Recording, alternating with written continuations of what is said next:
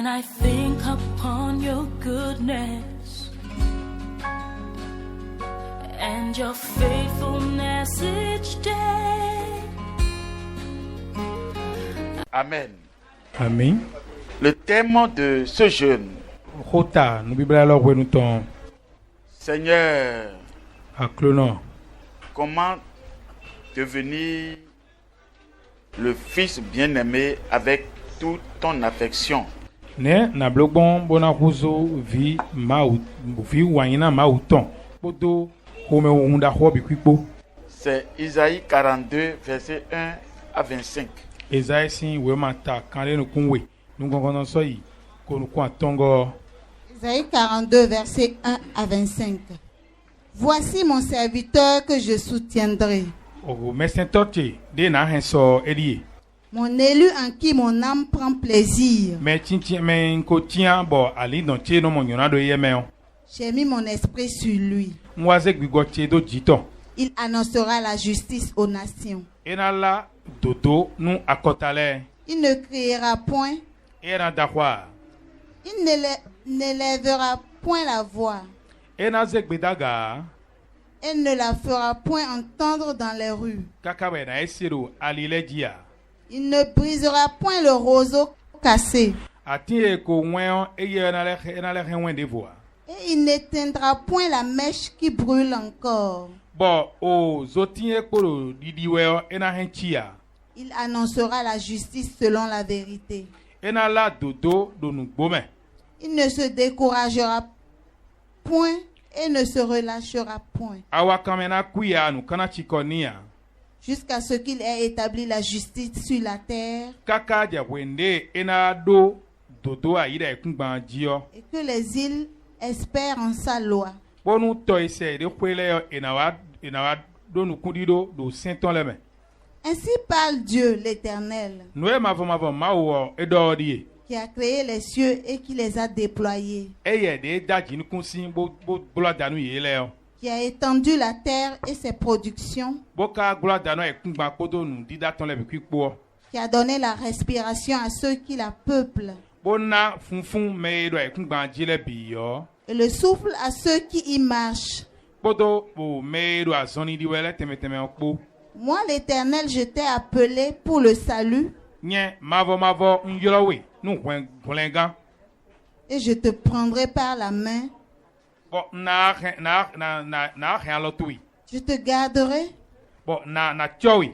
et je t'établirai pour traiter alliance avec le peuple, Bo na wa do ya yi bo anawa nu ale bodo togun okpo. pour être la lumière des nations, Bo anayin weziza nu akotale. pour ouvrir les yeux des aveugles, Bona hunukunu nukuntu tonole. pour faire sortir de prison le captif, Bona edesi ganho me kodo ganho le. et de leur cachot ceux qui habitent dans les ténèbres. Bodo me do fi wiwla teme kodo zinfu gongomele kpo. Je suis l'Éternel, Nyewa yi mavo. c'est là mon nom, Nko yeton ene. et je ne donnerai pas ma gloire à un autre, Bon nyen yena so gigo yeton so jonu ndevoa. ni mon honneur aux idoles. Abi susuche nu o vodunlea. Voici les premières choses se sont accomplies, Eri nu konkonton le ye dene ko jowa ine. et je vous en annonce de nouvelles. Dion yo de vodi nkole le lanu miwe. Avant qu'elles n'arrivent, je vous les prédis. Chobonu na jo nyen ko di do nu mi yede. Chantez à l'Éternel un cantique nouveau. Mi waji hangbe yo de vonu mawu. Chantez ses louanges aux extrémités de la terre. Mi ji hangbe vivi ton le sedo ekungban ji don sedo. Vous qui voguez sur la mer et vous qui la peuplez, Mi mero yiro hujiwele bo go huojile. îles et habitants des îles, Oto ese de kwe kpodo mero ton le bi kwikpa. que le désert et ses villes élèvent la voix, O do gbeto trobe kpodo to hotola bi kwikpo inize gbedaga.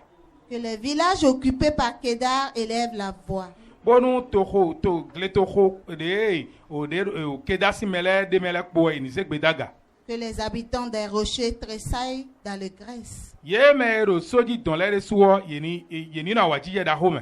Que du sommet des montagnes retentissent des cris de joie. Si au sol si à nous faire dans cette eau à quoi hangbe koda wadi de ton ko bi kwini On bi. rende gloire à l'Éternel. Bona do si kuze ki gonu mavo Et mavo. que dans les îles on publie ses louanges. Bonu auto essayer de la main eni là ou si senton là. L'Éternel s'avance comme un héros.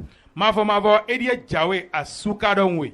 Il excite son ardeur comme un homme de guerre. Bon, à itoton si attaquant lion et ton photon de teboja. Il élève la voix. Bon, ezegbe daga. Il jette des cris. Bon, dakwale sedo. Il manifeste sa force contre ses ennemis. Bon, et de ronron pan sotun ta kentoton le. J'ai longtemps gardé le silence. Nko no aboisi wedenu. Je me suis tu. Bon, unabe. Je me suis contenu. Bon, a renyede. Je crierai comme une femme en travail. Na wai dakwale nyonwe do vina jiwe don. Je serai haletant et je soufflerai tout à la fois. Nado sigaji bonale boss funjoron de megora. Je ravagerai montagnes et collines. Oso daho kodo kwekwe bi kwevile bi kwikpo na hen bi kwigbele. Et j'en dessécherai toute la verdure. Bon, we konya mamula bi kwiyo na hen bi kwifiyo. Je changerai les fleuves en terre ferme. Bon, auto si saleo na kwiye ba na wuzu ay kumba huhu. Et je mettrai les étangs à sec. Bon, auto e mono se aleo yedele na kwiye lo mo. Je ferai marcher les aveugles sur un chemin qu'ils ne connaissent pas. Yeme nuku tutono leo alide ma otunda ya na hen gbon aliye ne oji. Je les conduirai par des sentiers qu'ils ignorent. Bon, alide ma tunda ya na kpa gbon aliye ne oji. Je changerai devant eux les ténèbres en lumière Si flou leo era wuzu we zizaro nu kon eton amen. et les endroits tortueux en plaine. Bon, to gbon e gedele bi kwiyo ena wa jlobi. Voilà ce que je ferai. Nwe nyon na blo one. Et je ne les abandonnerai point. Bon, ngana gbeko ye wa. Ils reculeront, Ina yi gudo. ils seront confus. Bon, ina wulu na yi edo. Ceux qui se confient aux idoles taillées, Yeme no ze jiride do o vodun teme papo atin abi o kokwepo le. ceux qui disent aux idoles de fonte, vous êtes nos dieux. Yeme no do nu vodun ganvenele do miwe yin ma uche yo. Sourds, écoutez. O tokuno la emi mi hun to bose. Aveugles, regardez et voyez. Nu kunti ton la mi hun nu kumbo monu. Qui est aveugle sinon mon serviteur? Me weton nu kun adavo mesentoche. Et sourd comme mon messager que j'envoie. Abi o tokuno di me msedo odon. Qui est aveugle comme l'ami de Dieu. Me wa nu kunti ton di ma osi hoton don. Aveugle comme le serviteur de l'Éternel. De yin nu kunti ton di mesento mavo ton don. Tu as vu beaucoup de choses, Amonu gege. mais tu n'y as point pris garde. Lo e khozela ihatuya On a ouvert les oreilles, e huntole mais on n'a point entendu. lo mele kasenua L'Éternel a voulu, pour le bonheur d'Israël, mavo e wajro nu nyona Israël tonwu publier une loi grande et magnifique. do emina la au sein daho wakpeno dahore Et c'est un peuple pillé, dépouillé. e o togun de bo yeko gidi bi kwi bo yin tole bi kwi sa siton On les a tous enchaînés dans des cavernes, ye bla e bi kwi do dogma le me plongés dans des cachots. bo wa ize e kula do o fi wi wula de no saya no medile Ils ont été mis au pillage bo e wa gidi ye bi kwi degwe et personne qui les délivre. bo me debude bo na tun kanu ye ya Dépouillés et personne qui dise restitue. ye wa yin wi eton bi si ye si ganu ba e je vo bo me debude bo na yi bo sojo nu ye ya. Qui parmi vous prêtera l'oreille à ces choses? Mais de terre mi me ora hoto nous le nkoton le. Qui voudra s'y rendre attentif et écouter à l'avenir? Mais do mi me mo joro na do to nous le nkoton nous de na wa jo sole.